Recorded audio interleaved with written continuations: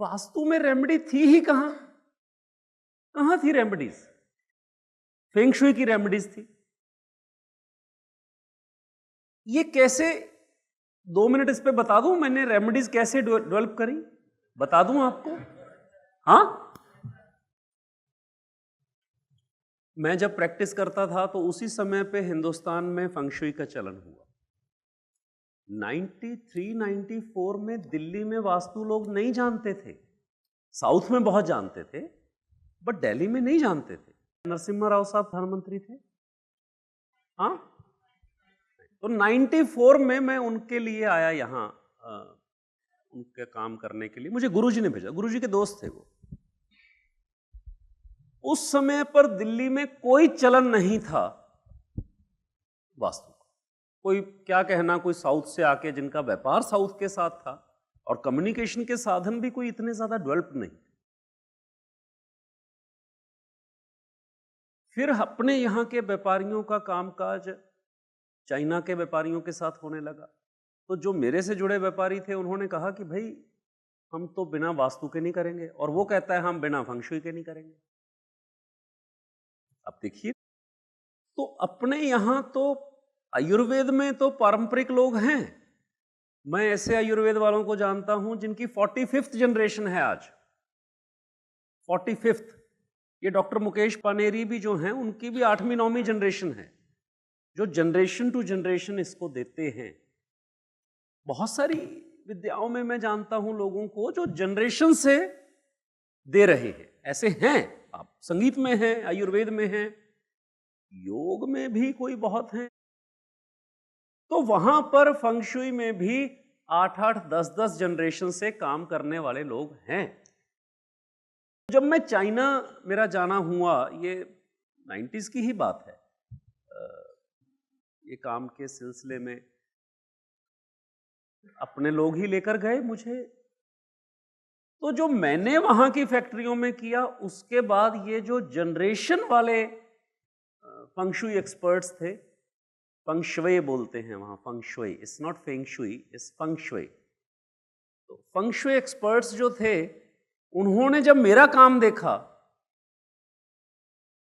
तो उन्होंने मुझे बुलाना शुरू कर दिया।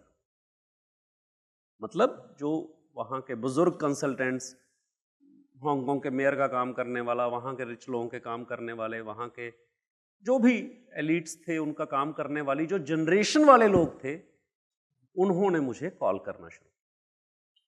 और जब हम लोग परंपरा से हैं तो मैं हमेशा उनको विश्वकर्मा प्रकाश उनके लिए गिफ्ट लेकर जाता।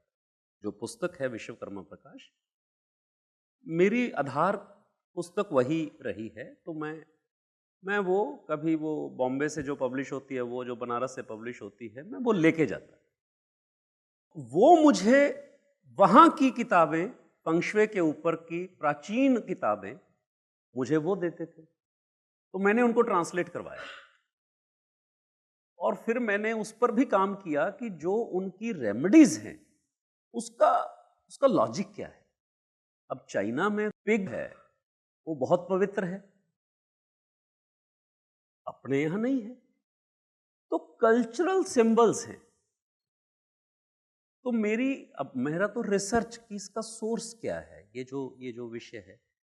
मैंने क्या देखा, जो चाइना के पुराण हैं, जैसे हमारे यहां पुराण हैं, तो जो चाइना के पुराण हैं वो उनमें जो कैरेक्टर्स हैं उनको एज रेमेडीज यूज करते हैं।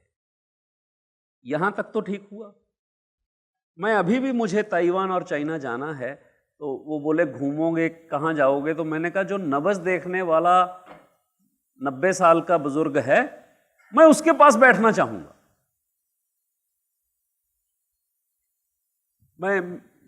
मेरा शौक यही है। मतलब जिस आदमी ने 40, 50, 60 साल जीवन के अपने किसी एक टास्क को दिए हो, मेरा मंदिर तो वो है। अपना अपना भाव है। मेरा मंदिर तो वो जीता जागता मंदिर है। ईश्वर कृपा के बिना कोई आदमी एक लाइन में इतना लंबा नहीं रह सकता, और वो फिर जब खासकर अपनी एक्सेलेंस को अचीव कर ले, तो मेरे लिए तो वो,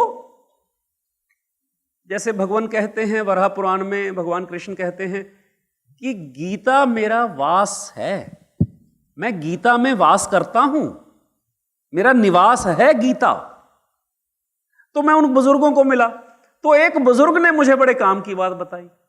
बोले तुम यहां क्या ढूंढ रहे हो, ये सारा कुछ तो इंडिया से आया है। मैंने कहा लो कर लो बात।